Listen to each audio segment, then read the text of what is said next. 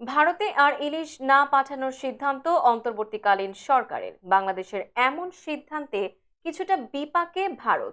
এই অবস্থায় দুর্গাপূজা উপলক্ষে ইলিশ চেয়ে বাংলাদেশ সরকারের কাছে চিঠি পাঠিয়েছেন ভারতের মৎস্য ব্যবসায়ীরা।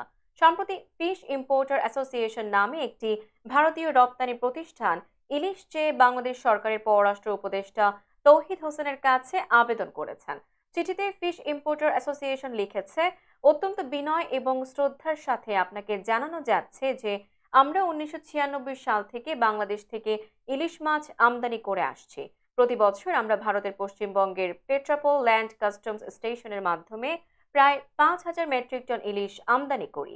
এতে আরো বলা হয়েছে, দুর্ভাগ্যবশত 2012 সালের জুলাইয়ে হঠাৎ করেই বাংলাদেশ সরকার ইলিশ মাছের রপ্তানি নিষিদ্ধ করে।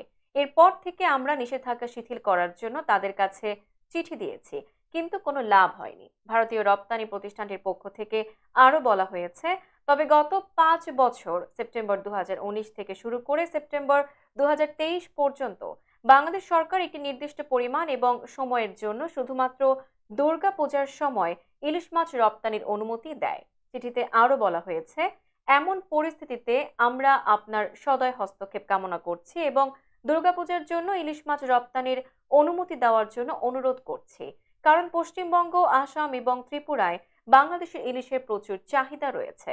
চিঠিতে সফলভাবে বাংলাদেশের শাসনভার গ্রহণের জন্য অন্তর্বর্তী সরকারকে অভিনন্দন জানিয়েছে প্রতিষ্ঠানটি।